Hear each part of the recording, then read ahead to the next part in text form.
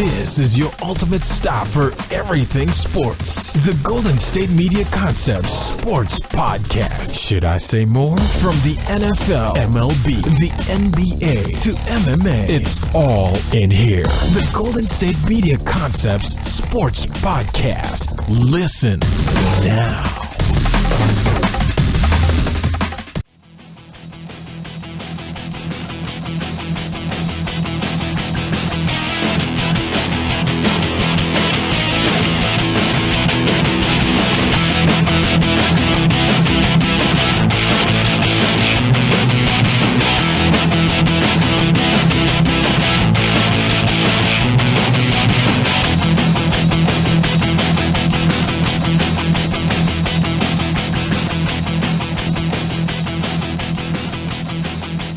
Welcome, everyone, to the GSMC Sports Podcast. I'm your host, Jeff Melanoff. With me, as always, is Marc Souza. We have Wild Card Weekend to talk about, a lot of ups and downs of this weekend, as well as the national championship game that's happening tonight between Clemson and Alabama, as well as some NBA news as a surprising fire. Well, maybe not surprising firing, but a firing nonetheless that we'll talk about later. But first, we have to talk about Wild Card Weekend. We got to talk about the first game that happened on Saturday. What were your thoughts on this weekend, by the way, before we get into it, Marc? What were your thoughts on the games? I thought the games were very underwhelming, to be honest with you. I was expecting a little bit more. I agree with you 100%. I was a little underwhelmed by it. I was like, these were not as exciting. That's just kind of my thing, though, right? Like, I'm kind of like the curmudgeon here, you know? Like, I always, expect a little bit more. Yeah. Well, I underwhelmed a lot. Yeah, but I agree with you on this. Some of these games were very underwhelming and not as exciting as I thought. Especially the first game we got to talk about, the Colts and the Texans. 21-7 is the final score. Colts move on to play the Chiefs, the first seeded Chiefs. That is correct. And this game was all Colts. There was no Texans in sight. Yeah, and I took the Colts, and the biggest reason why I took them was because I felt the Texans were a very overrated football team. If you look at the Texans' schedule this year, the only team that they beat that was of any good or above 500, I guess you could say, was the Colts. But that was the first matchup between the two, and that was the game where Frank Reich went for it in overtime. That questionable, yeah. And then they lost that game, and then the controversy was, he's saying I'd rather. What did he say? I'd rather lose than tie. Or what? I don't know what he said. And then we're all yelling, "Take the tie." Yes. So other than that, the Texans, yes, they handled business, and every week in the NFL is a tough game. I'm not taking anything away from the schedule because even the poor teams are hard to beat. I mean, look, we just saw a Seattle team lose to the 49ers a couple weeks ago. We see upsets all the time because these teams are so close, even when we think they're so far apart. Was the loss to the 49ers a hint of what's to come, do you think? No, I just think when you're a team in the NFL who's good, you're not that much better than a team that's not very good. Well, it's just they're very close. It's the biggest league in football. It's the professional league. Everyone's at their best. The NFL is a sport where every team, even the terrible teams, have 4 or 5 absolute studs on their team, like in terms of athletic freaks of nature. And you can lose any given game, any given Sunday, right? That's what they say. Yeah. But when you look at movie, exactly, great movie, by the way, great movie, Willie Beeman. Anyways, Al Pacino as the coach. That speech, when you look at their schedule, though, it's like they didn't really beat too many teams that I thought were, in the upper half of the NFL, not just record-wise, but good football teams. Give them credit. They did what they needed to do to get there. They went on that crazy win streak. What was it, 8 or 9 in a row? I believe it was 9 in a row. They started off the 0-3, season. they went 9-3. So when I looked at the Colts had impressed me against better teams throughout the year. They just played like a Dallas team. They played other teams I thought were more formidable. So I did expect the Colts to win this game because I thought they were a little bit more battle-tested. I honestly thought the Texans were going to win. I just thought Watson and Hopkins together. I know Hopkins has a little bit of an injury, but I thought Watson I felt like he's NFL ready. I thought he was playoff ready. And he did all he could, all things considered. He threw for 235 yards, had a pick, though, and a touchdown. But regardless, I think the person that took over this game and really stood out to me was Marlon Mack, hands down. He had a good game. 148 yards and a touchdown. That's getting the job done when it's needed the most. And he had a tough game against them. He only played in one of their meetings this year, and that was the game in week 12 or week 13, and he only had like 35 rushing yards. They shut him down. The Texans have been good against the run all year. They're a top 5 rush defense. But this offensive line of the Colts is the main story here. They did not let anyone through. I can agree with that. It's a tie for me. Like Andrew Luck got sacked 0 times. Either I'm not sure to give the MVP to the entire defense for the Colts or the offensive line for the Colts. I got to give it to the offensive line. They allowed 0 sacks. Either way, they both balled out. I mean, the Colts defense was stellar against Watson. When your first round pick, who's the offensive lineman, got all pro first team honors, that's saying something. Mm-hmm. Yeah, absolutely. So, it's credit to the Colts because they're building something big time. And it's not just luck. It's not just T.Y. Hilton. They found a player in Marlon Mack. They have an all-around team. They drafted Quentin Nelson. Mm-hmm. They drafted Darius Leonard. We're talking about some young Quentin studs. Nelson, he playing at left guard has been impressing me the most. Most of the rookies this year. Mm-hmm. Been great. And also the fact that just maybe the Colts have a chance to make a run here. I will say that of all the teams that I watched this weekend, the Colts were the team that I thought they most could impressive. go all the way. They could win their next 2 games and get there. Them and the Chargers, I would say, are the 2 teams I can see the most likely getting to the big dance. Mm-hmm. And speaking of the Chargers, or I guess we should go Seahawks-Cowboys first. Cowboys beat the Seahawks 24-22. And before we get into this, did you see the video of the dude that bet the the 2.5? I did. And he was like, all right, they just got to kick a field goal and hold on. And then he sees him going for 2, and he loses it. Mm-hmm. He lost it. He bet the under. He bet on the Cowboys, and the line was 2.5. And I did see that. All he needed to do was kick the field goal. So if Janikowski doesn't get hurt, then he's fine. But they go for 2, get the 2, and he loses all that money. I wonder if they would have gone for 2 anyways.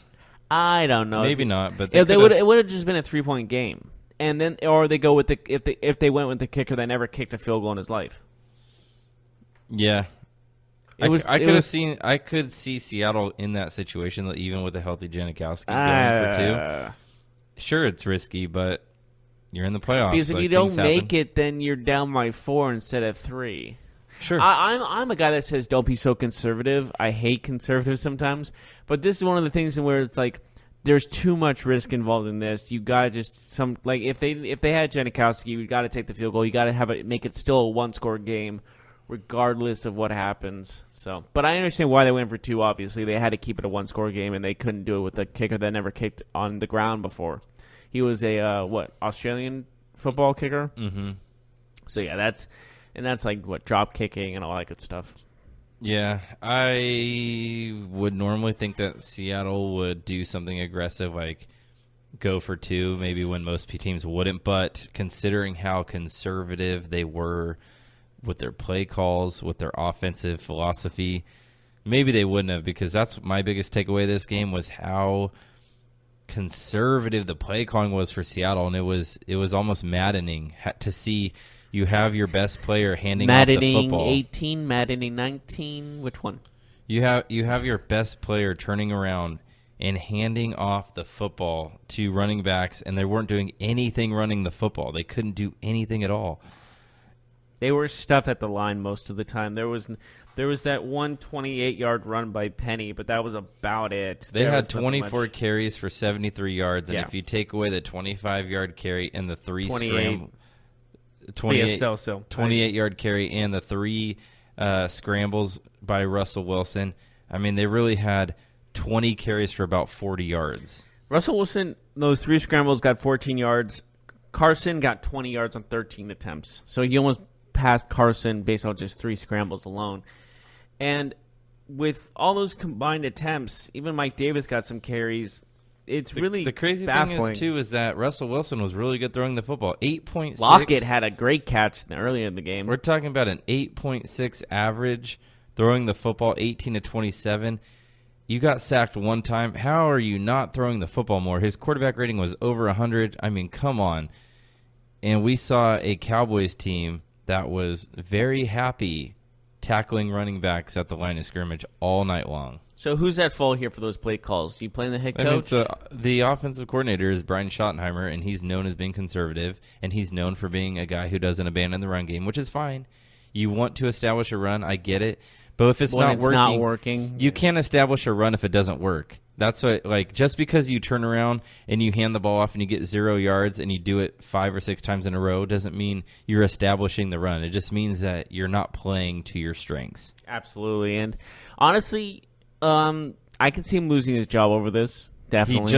He just got hired this year. Who knows? I have no idea. Oh, you can. So many times first year guys get fired for disappointing. Yeah, I can totally see that happening. It's just mind-boggling to me. Russell Wilson is a proven good quarterback. He's won a Super Bowl. He's played in another one. He's won many playoff games, and you don't give him the ball. I mean, it's a crime that he only threw the ball 27 times. It really is. He threw the ball 27 times in a playoff game.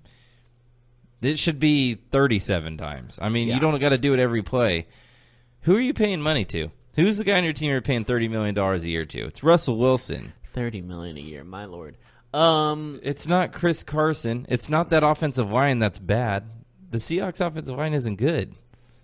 It's average, I would say. At best, average. I mean, we're talking about a notoriously bad offensive line.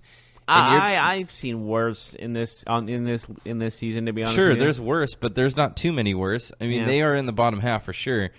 And you're playing against, what's Dallas's strength on defense? Their defensive line. Their defensive line and their linebackers are stout. Where are they weak at? Secondary. Where does Tyler Lockett tore them apart in the second? And Tyler Lockett had 4 catches. He should have 6 or 7. Over 120 yards. 120 yards. He had 6 targets. 4 catches. Look at this. 6 times they threw him the ball for 120 yards. How do you not give him the ball every single play? And we're talking about a player who I thought DeAndre Hopkins not dropping 1 pass was the most incredible stat this season. I actually changed my mind this weekend because Tyler Lockett has a perfect quarterback rating from Russell Wilson when the ball is thrown to him on this season. Perfect. No interceptions. So are you pissed if you're Tyler Lockett over this? I don't know if I'm pissed. I mean, I got to have a talk with my offensive coordinator. Like, what the heck are you doing, man? If I'm Russell Wilson, if I'm Pete Carroll, I'm for sure pissed. And I was surprised to see them not adjust in the second half. They didn't open it up in the second half where you think, okay, you go to halftime, the running game's not working. You make an adjustment. You do what you do, right? Yeah, okay, This is working. Let's try and do this a little bit more. Let's sprinkle this in, right?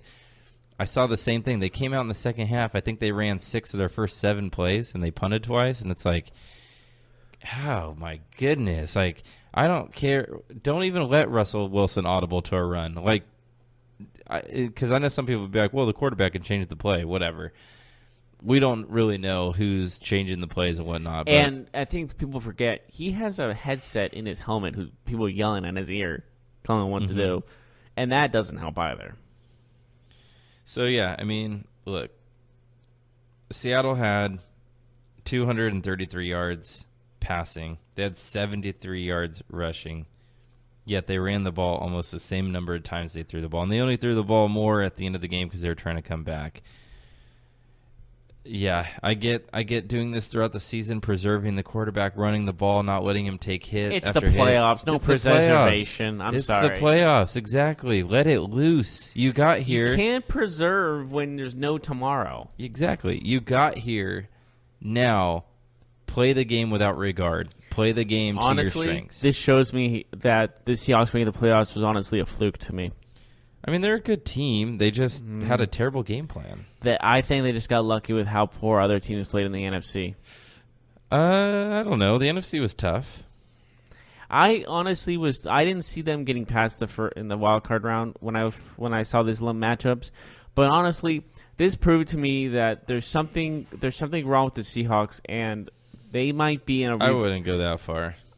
I mean, they're a good football team. I'm just saying they might be in a rebuilding stage quicker than most people think. Well, I'm not saying they're not, but people said that about them last year, said that about them the year before that. Well, they were supposed to be last in the NFC this year. They didn't. I'm impressed by them. Russell Wilson's still a great quarterback, but there's other problems with this team that, like, I don't know. They're There's a lot of question marks. They're a well-coached team, though. Yes, this game they weren't well-coached, but they are a well-coached team. I mean, we saw them beat, the Chiefs. We saw them beat the Vikings this last month to make the playoffs. Those are big games, and they came out winners in both of those games. They beat a bunch of other good teams, too. The thing is, though, is we keep saying that they're going to rebuild, and yet here we are.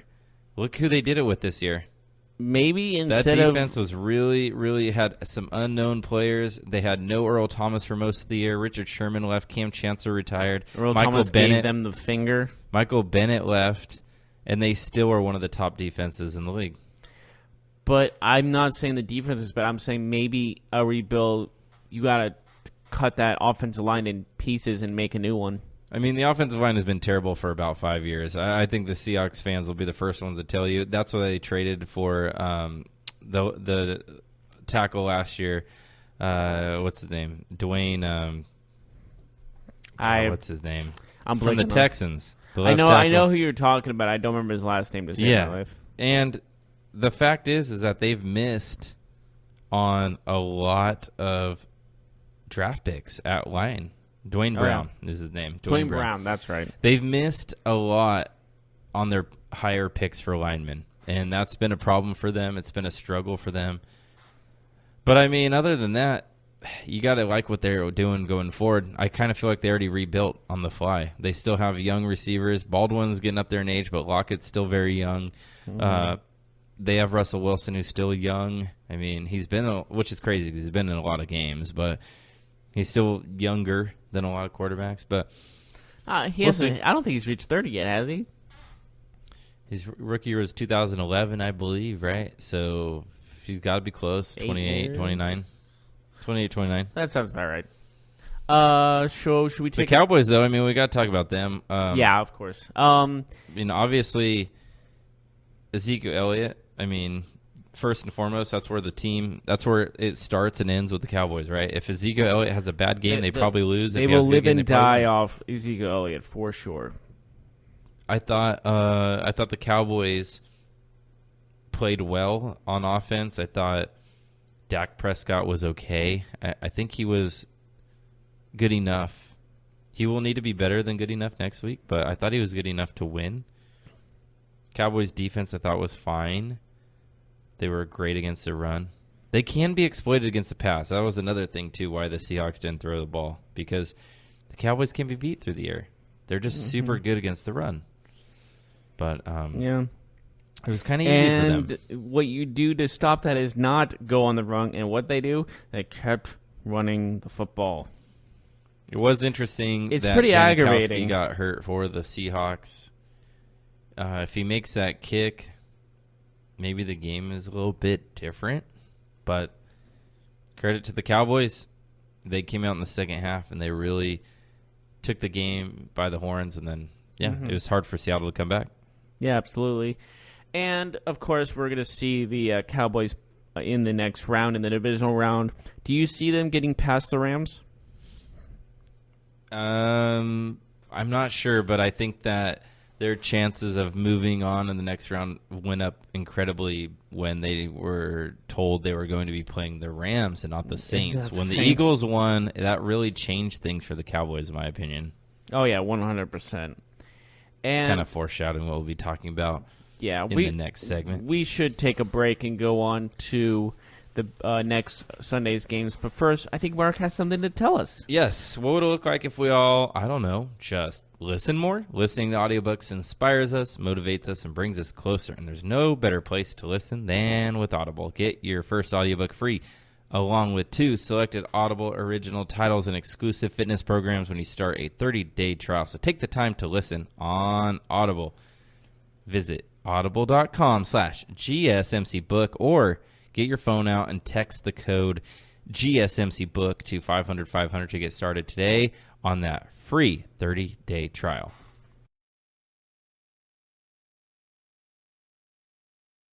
What happens to your decision-making when you drink? Well, after one drink, you feel confident. A few more, and calling your ex at 1 a.m. seems like a great idea. And you're pretty sure the secret to a great taco is 4-day-old macaroni. The bottom line, drunk you doesn't make great decisions. So you're risking a DUI or worse if you count on him to get you home. Plan before you party. Get home safe. Brought to you by Washington Target Zero.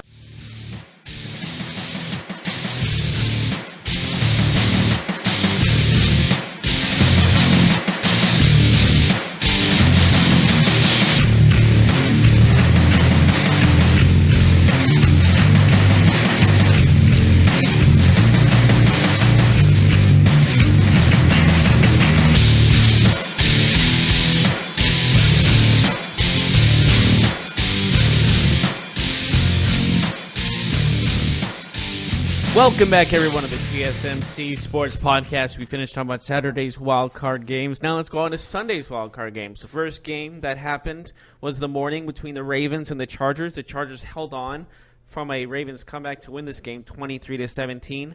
Another underwhelming game, if you ask me.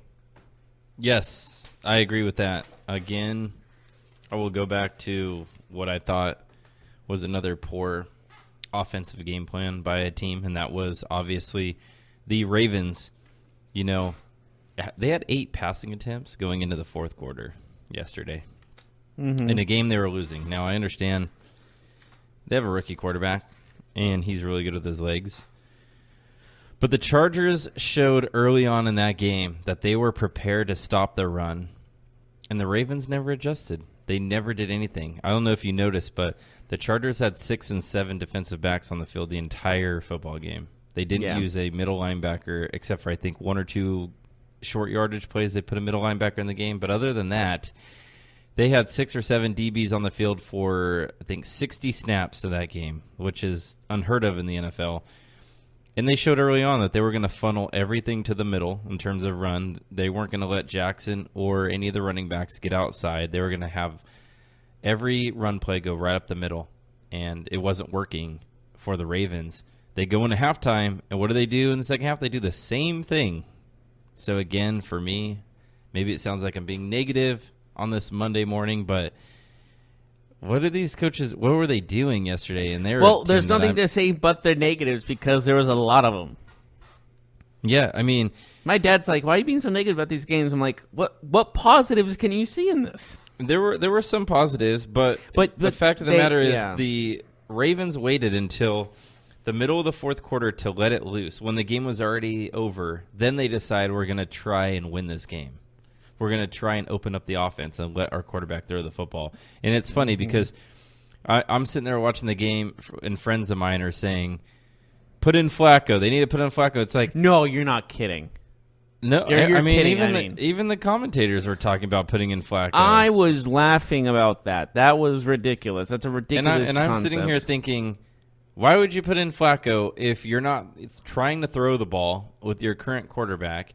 And if anybody's going to bring you back from 2 touchdowns down, it's this guy, not the dude on the bench who got, I mean, honestly, benched earlier this year. Let's be honest. Jackson had a 6-1 record as a starter going into that game. Why not just keep him? You know. Well, the idea was, okay, he's not a throwing quarterback, and we're behind, so let's put in the guy who's a better throwing quarterback. But Joe Flacco isn't really much more than anything other than a game manager nowadays. So we're not talking about Joe Flacco from when he won the Super Bowl. We're talking about a guy who's throwing for like 160 shadow of his yards. former self. Yeah, 160 yards a game. I mean, check downs and things like that.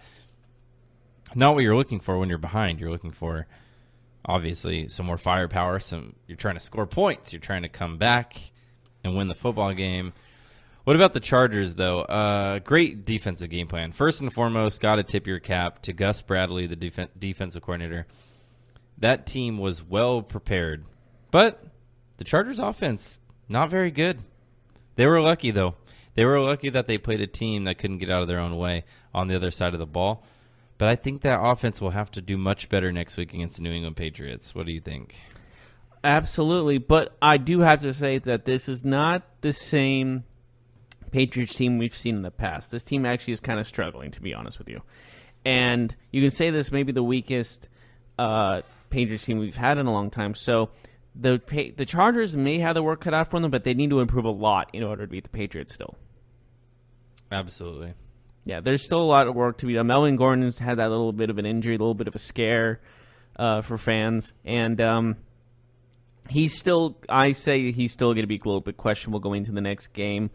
But overall, you're going from a quarterback. You're playing against a quarterback who has been in every situation and has won everything.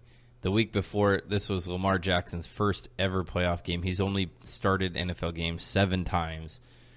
It's going to be a completely different game for the Chargers next week. Oh yeah, 100%. And when you look at that, you see like whole new game plan, whole new change in their game plan. Like I said, defense, offensively, like this is a completely different team than the Ravens. I have to ask you a question. Go for it. Can you think of a more opposite quarterback going from Lamar Jackson to Tom Brady? Can you think of something more opposite than that? Currently in the NFL. Michael Vick to like Brett Favre. He's not currently in the NFL. Well, I'm just using it as a random example, like Michael Vick to Brett Favre.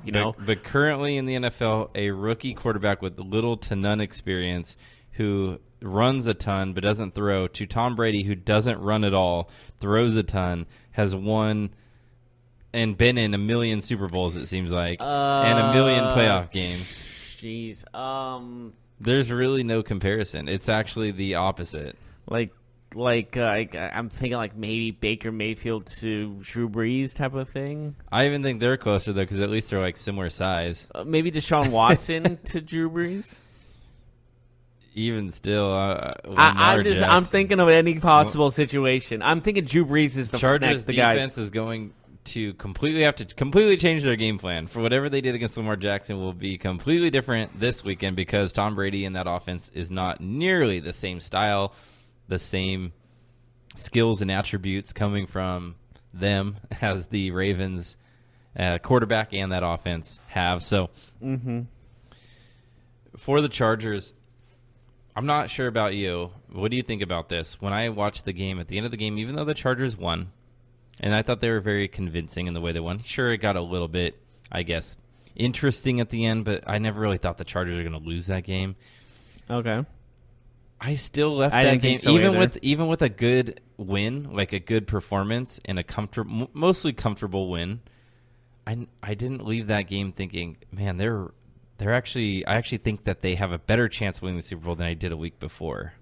Yeah, I agree with that. Like they didn't impress me really. Their defense was good for sure. They were just there. It's just nothing. I wouldn't say improve or dip or like decline. I would just say neutral. It just felt like the Ravens weren't ready for the situation, whereas the Chargers were. Yeah. Like I kind of feel like the Chargers won because the Ravens really lost. If that makes sense. Yeah, the Ravens did fumble 3 times in the first 8 snaps of the game. And they never adjusted until the fourth quarter, middle of the fourth quarter. Then they realized, maybe we should spread this defense out. Yeah, it was too little too late to adjust. And I can't believe it took them that long to adjust also. It took them an extremely long time. And after the first quarter, they should have adjusted, not the fourth. Like, there was a lot to work on. It was crazy. And it's just ridiculous how much this team needed to, like, you only have an hour, I would say, to adapt, and they adapted with 50 in the next 58 minutes. You know what I mean? It was too little, too late. Incredibly too little, too late. Absolutely. Yeah. Absolutely. And anything else about this game we should mention? Like, I mean, I know the Ravens almost came back and won this game, but we said like too little, too late. No, I think the Chargers will have a lot on their plate this weekend, but they did get the win. They deserve the win, and now they'll get to see if they are for real. I do have to say, if it's any time to play the Patriots in Foxborough, this is probably the best time to beat them. Yeah, maybe. This might be the one of the weakest teams the Patriots have had. Maybe. I'm skeptical still. I'm skeptical because, but you can see why people think that. I think this is the most unattractive style that we've seen from the Patriots in their run. I'm not going to say it's the worst we've seen, but I understand. If you saw them at a bar, you wouldn't pick up on them? The Patriots have just been winning football games. They haven't been putting up huge numbers like the Chiefs or the Rams or the Saints. They just grind them out. And but I think they're comfortable with that. Like, that's the thing. Like, I know what you're saying. You're not playing. Like, the Patriots are not going to blow out the Chargers on this weekend. Oh, no. They're not. But I don't know if that means that the Chargers will actually have a better chance of winning this game. I'm skeptical because I could see them cruising and then just kind of burying the Chargers in this game. It won't be a huge scoring game, or it's gonna be rough. It's gonna be brutal. It's gonna be one of those knockdown, drag them out brawls. Patriots type at games. home. They say the temperature is going to be in the 20s. It looks like the forecast as of today. That can change, obviously. But still. But I think we need to move on to the main course last night. That's what I'm calling that game. The main course, the defending Super Bowl champions. This is the most fun I've had watching a game that was this low scoring. Defending Super Bowl champions on their heroic quest to win their second title in a row. They were dead 3 weeks ago. They're now back. They make the playoffs. They got a Eagle lifeline. Basically, they got a transplant from another Eagle. I feel they got a little bit of I feel like they were a little bit fortunate because they got to play a Bears team. Now, the Bears are a good team, but young quarterback. I feel like the Eagles, that was kind of a good matchup for them, an ugly football game. I felt like they'd feel comfortable in that. Mm-hmm. And, man, they pull off. Okay. They pull it off. Do they pull it off, or do they just get lucky off a missed field goal? Both. They win, though. Okay. We have to talk about the field goal. They were clutch. You have to say this. The Eagles offense, so, I'm sure the people out there listening know, but the Bears missed a field goal to end the game to lose. The Eagles move on. And if you were on social media and you saw some Bears fans, you were highly entertained by their anger. But I think the fact is a lot of these games, it's very small margins between you being a hero and you being, the worst of the worst. And we saw that big time because being a kicker in the NFL is the worst job in the NFL. If Parkey makes that kick, we're all talking about how clutch it was. He was 4 for 4. He would have been the MVP last night if he would have made that kick. Would you disagree with that? I wouldn't disagree. He would have been 4 for 4. He would have scored 12 points. It was a 43-yarder. It wasn't that short. It wasn't a chip shot. It wasn't a chip shot. Which you think at the 27-yard line it would be. Can we think about that for a minute? The Bears scored 15 points? Yes. And he scored 9. So if he would have scored the field goal, he would have had 12 of the 18 points. He would have absolutely been the MVP of last night, but he is not, and he will forever. Is he like what's his name? Steve Bartman? Is he the new Steve Bartman? Oh, don't bring him back. He doesn't need all the publicity again. No, but the Cubs won.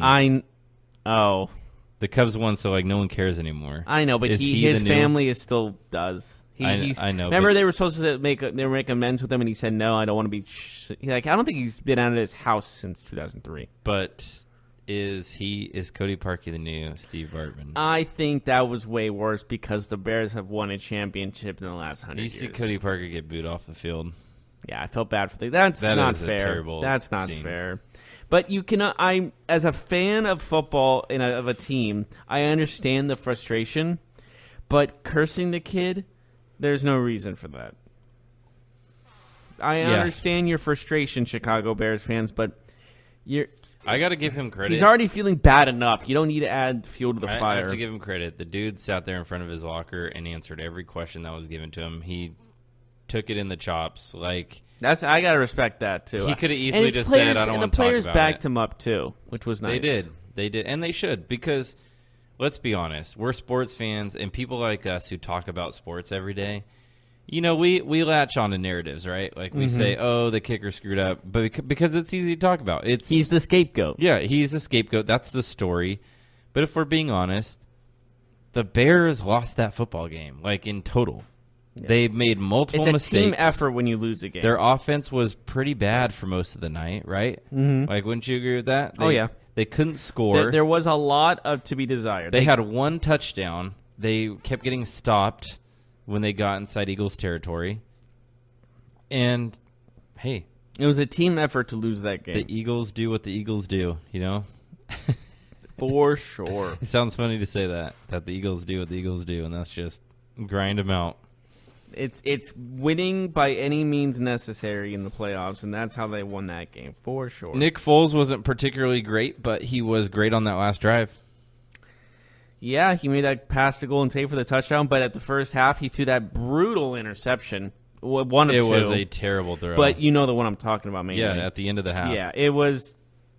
Threw it in a double coverage. It was a floater. It had no chance. You could say it was like triple coverage at that point. Like it got pretty ridiculous. He should have just thrown it away. I could have flown to Chicago, stood on that field, and caught that ball. How long it was in the air for? Mm-hmm. And I'm in California. Yeah. So, it's really, when I break down this game, neither team could run the ball. Some decent passing plays. This was defense. Or, I can't even say that. It was just an ugly football game. I mean, the Eagles had 300 total yards. Just like what Hugh Jackson used to say after a loss. Got to look at the tape. Every single loss. Got to look at the tape. The Bears had 350 yards of total offense. But again, most of it was all through the air. Foles had 266 passing. Trubisky had 300 passing. Again, though, both offenses, they really struggled when they got into plus territory. Mm-hmm. We saw a lot of field goals.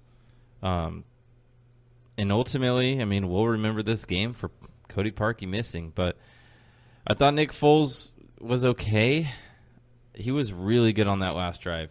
But one thing that stood out to me was I thought the Eagles were so dumb when they called that timeout on fourth down before they threw the touchdown pass because they had all three timeouts. Mm-hmm. And the thing was, it was under 2 minutes. So if they didn't get the fourth down conversion and they had all three timeouts, they could get the ball back. Yeah. But because they used that timeout, they were left like, now we have to score a touchdown. I really don't know why they used that timeout. There was no reason for it, was there? I think they had everything set up. It doesn't seem like they were offset or anything. I don't know, to be honest. But I almost feel like taking the delayed game would have been better in that situation because, I mean, obviously you can't say that now because they scored a touchdown on the next play. You think it was like one of those things that was like last second, like it just came out of nowhere, like, oh, God, timeout. I just really thought, like, wow, like they really screwed this up by using a timeout when they didn't need to use one. But it worked out. I know 5 yards is a lot, but in that situation, you're looking for a touchdown regardless.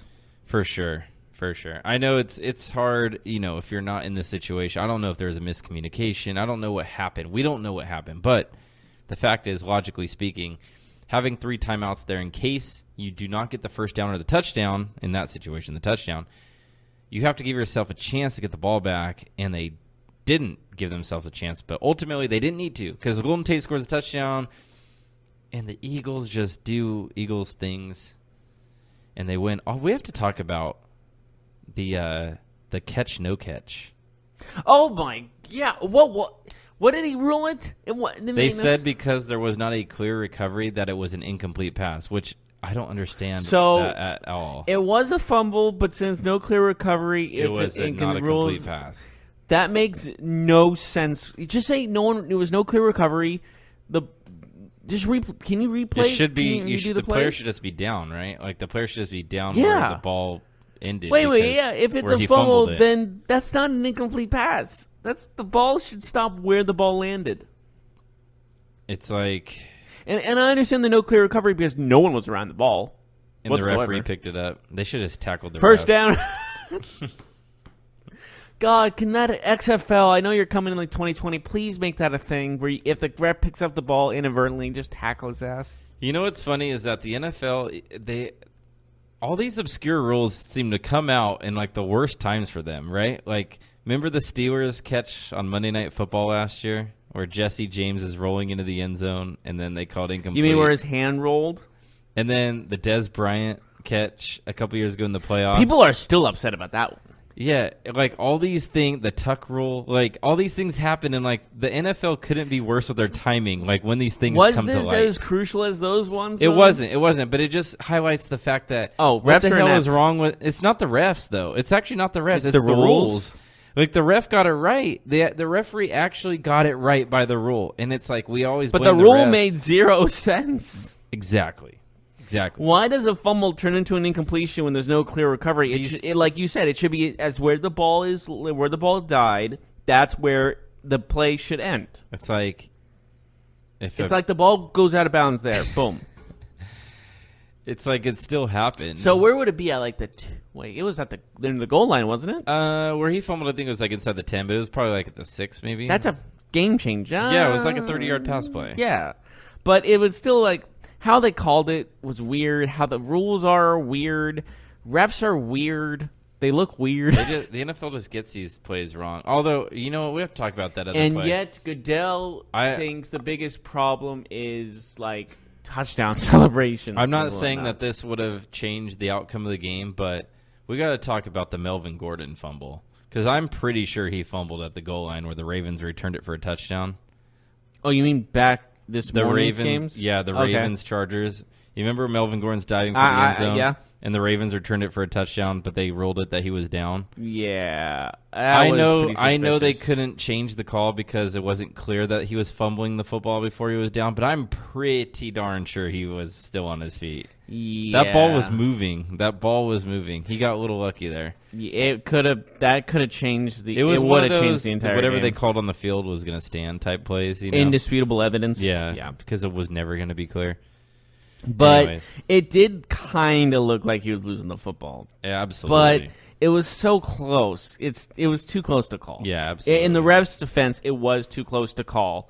And, you know, it's one of those instances in where you're just lucky. You're just sometimes luck has a lot to do with luck. Especially will change games. Oh, well, Tuck Rule for a perfect example and other stuff of that nature. But you know what else is not luck? You know what else is lucky? This deal we have for you for Audible. Listening to audiobooks inspires us, motivates us, even brings us closer. And now there's no better place to listen than Audible. Audible has the largest selection of audiobooks on the planet, and now Audible members get more than ever before. Each month, they get 3 titles of their choice. 1 audiobook, 2 Audible originals, and fitness programs they can't get anywhere else. There's never been a better time to experience Audible. Try it free for 30 days by visiting audible.com/GSMCbook or by texting the code GSMCbook to 500500. Remember, if you want this deal, try it for 30 days. Go to audible.com/GSMCbook or by texting the code GSMCbook to 500500.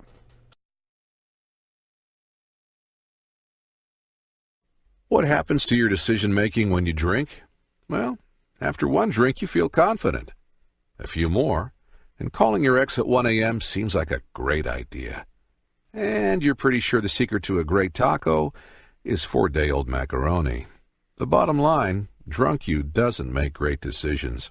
So you're risking a DUI or worse if you count on him to get you home. Plan before you party. Get home safe. Brought to you by Washington Target Zero.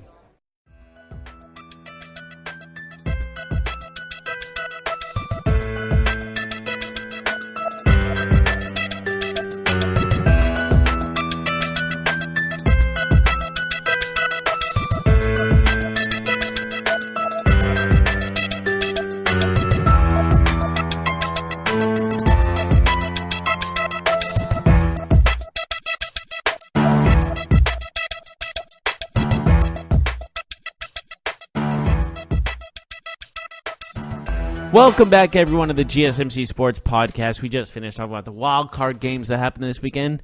Now we're moving on to the NBA, and there was some interesting news in Minnesota, wasn't there, Mark? You can actually blow a team out and still get fired as the coach. Shocker, right? 22-point victory for the Minnesota Timberwolves over the LA Lakers. And then what happened again? Tom Thibodeau, coach of the Minnesota Timberwolves. You know his name sounds like Dale Dimmadome, owner of the Dimsdale Dimmadome.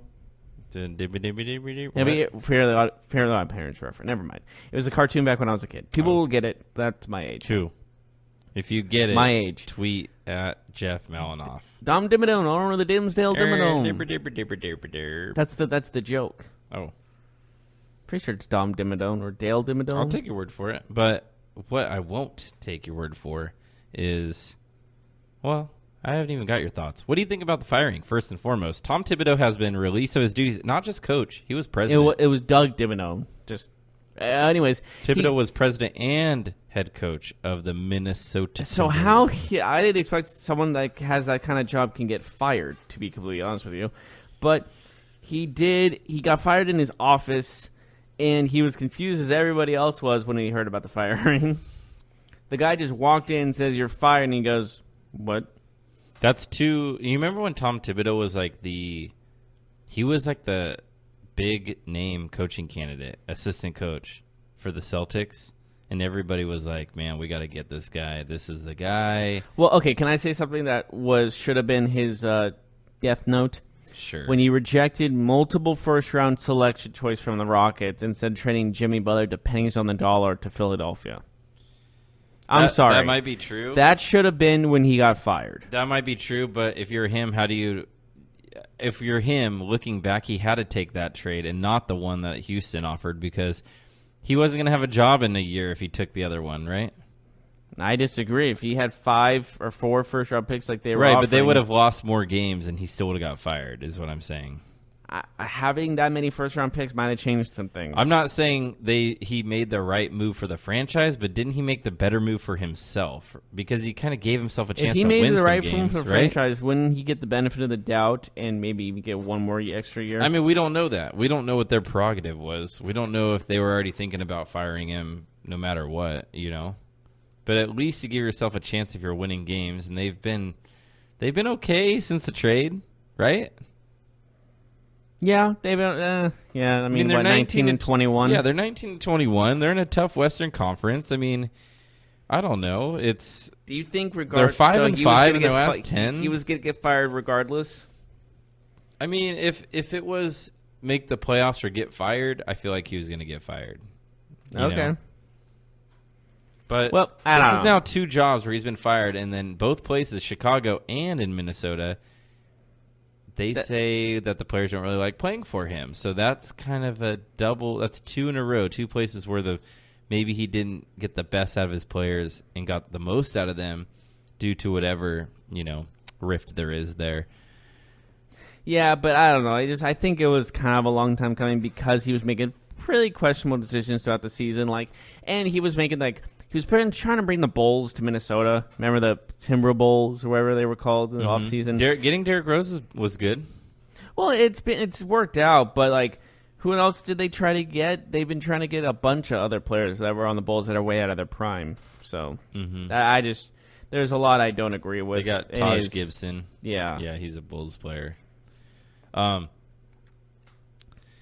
timing might seem weird, but you know what? I think the reason why they did this right now is because this is the time of year, Jeff, where NBA teams will ask their season ticket holders to renew. Yeah. So we'll see moves like this happen at this time of year because if you're asking a season ticket holder to renew and they say, why should I renew if we're going to be not a playoff team and I don't really have any optimism for the current regime?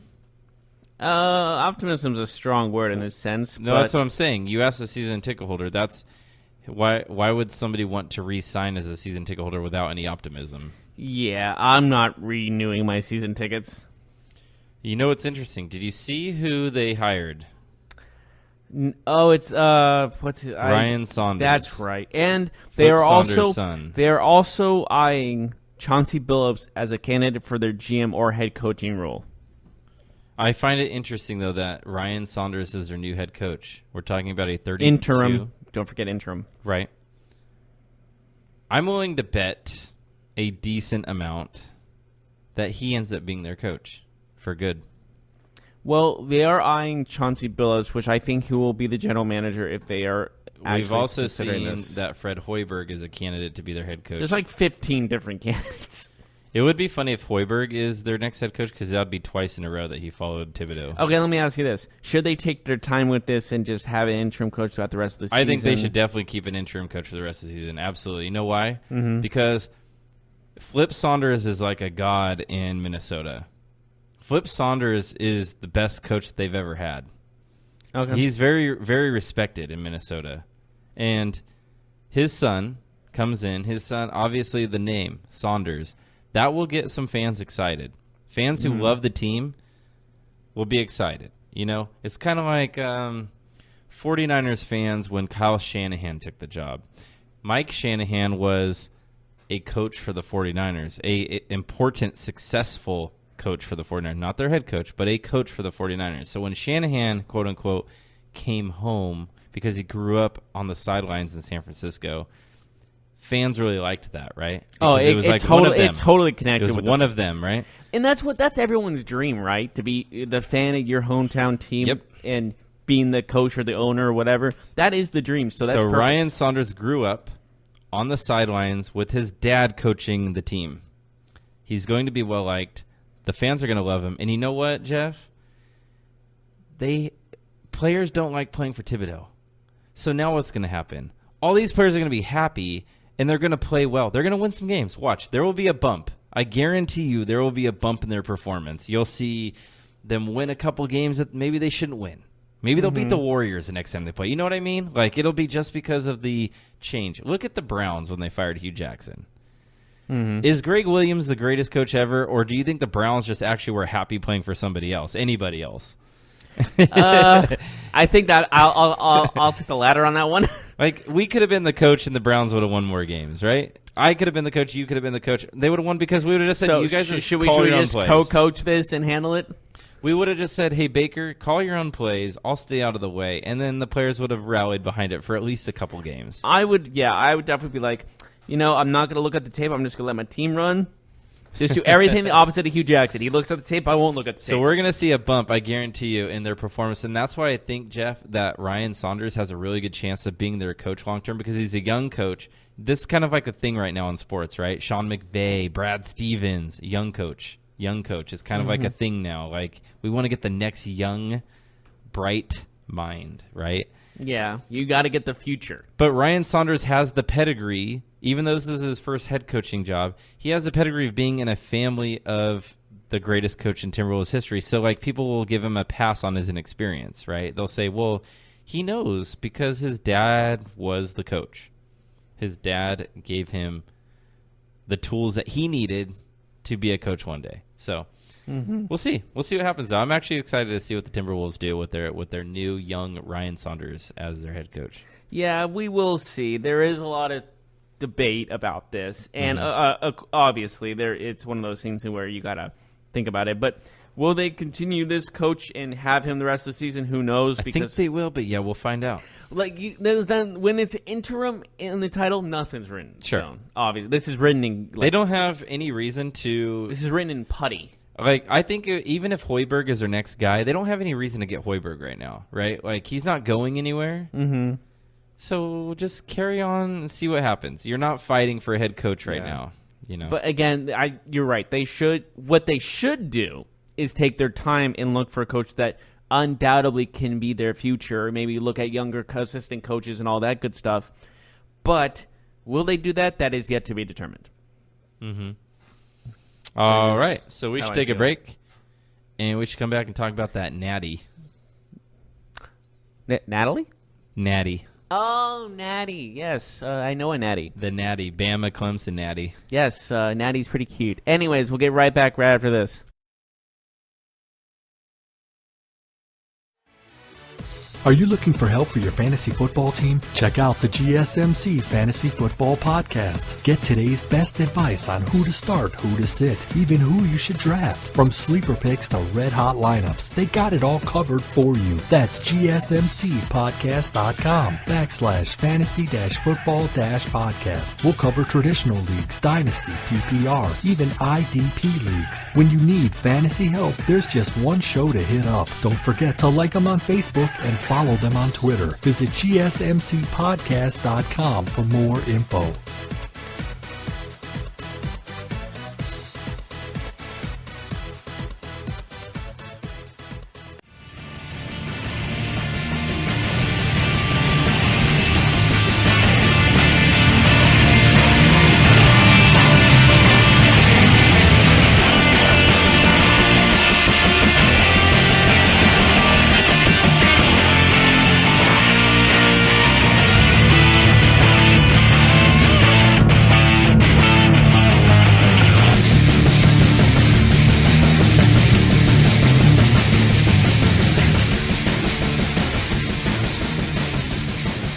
Welcome back, everyone, to the GSMC Sports Podcast. We talked about the firing in Minnesota. We talked about the 4 wildcard games that happened this weekend.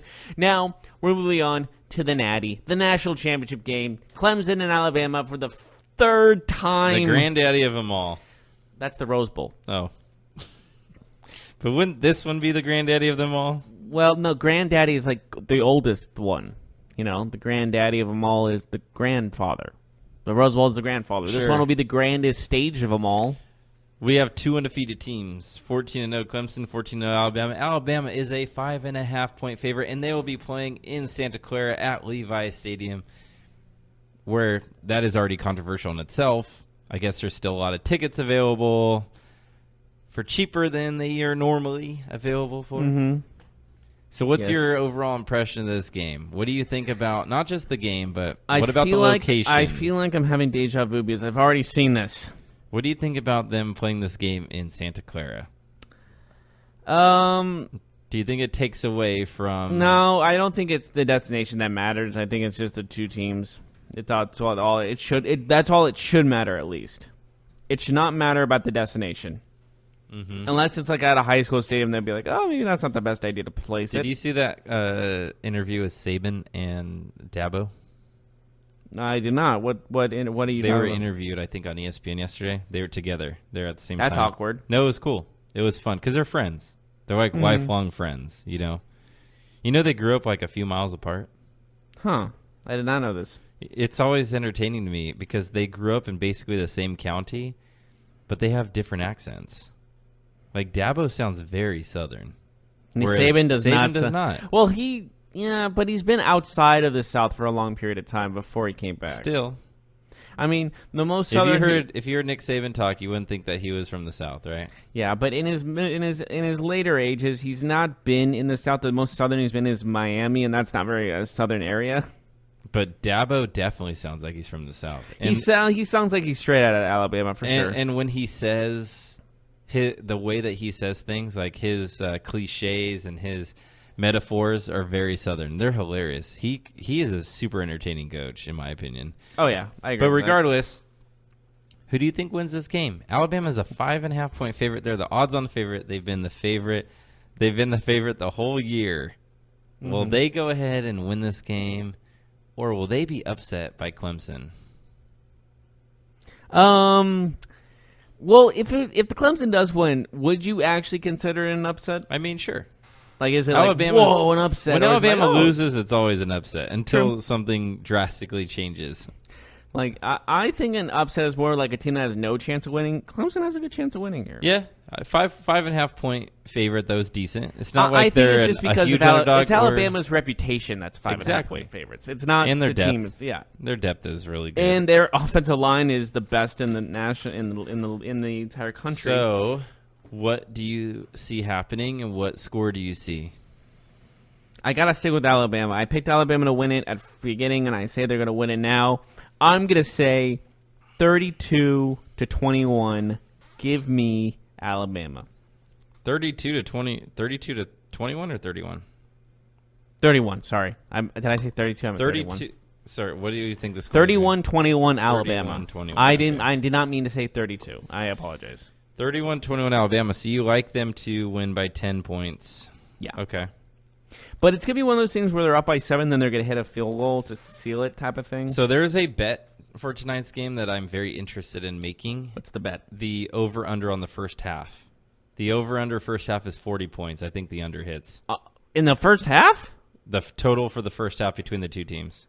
The The total in the first half. Over-under 40. I say under hits. I'll say under, too. Because I think both these teams start off slow tonight. I think there's a filling out period usually at the beginning of these games. Yeah, I agree. So I think that's a bet. That's I think the best bet for tonight. I think Alabama wins this game, Jeff. I wouldn't be shocked if Clemson wins, though. I really wouldn't. So I think that Clemson will cover. I don't know if they'll win, but I think that they'll lose or win. But if they lose, it'll be under 5 points. They'll lose. I got a score of 34-31. Alabama wins. 34-31. 34th. Wait, say that one more time? 34-31. Oh, so last-second field goal type steal. Maybe, yeah. Or maybe Clemson misses a last-second field goal. Oh, a la so Cody Parkey. Oh, it's so worse for a college kid to miss a game, especially Yeah. in that. Oh, God, I feel so bad for him. That's losing in the national. Oh, don't let that happen with a kid. Please don't jinx him like that. I think that I think that they will. I think this will be a really good game. Do you think it'll be you have a 10-point game, but do you think it'll be like an ugly 10-point? I won't say it. I'll say there's a very competitive matchup for sure. You know what I did like? Clemson is playing this game in honor of Dwight Clark for the 49ers. That's cool. Clemson alma mater, Dwight Clark. He did pass away earlier last year due to ALS, which is a very debilitating disease. And he was the iconic guy that made the catch. I read a story that the Tigers will, when they arrive to Levi's Stadium today, they will have a ceremony in front of Dwight Clark's statue. That is awesome. Yeah, so that just got unveiled this year, by the way. So well, check for that. I think that's cool. Dabo Swinney, I think, is one of the coolest head coaches in all of sports. And if you don't know much about Dwight Clark, I recommend watching his Football Life documentary. Very good stuff. All right, so I think that's it for today. I hope everybody enjoys the national championship. We'll be back tomorrow. We will, you will, we all will. It is national championship. It is time to see who the best team in college football is, and then we are going to see who the best team in NFL is after the Super Bowl, and then we'll go to the draft, and it is exciting time in the world of football. Tomorrow we'll break down all of that, plus maybe some NBA action, and we'll see what else is going on in the world of sports. Have a good day, everybody.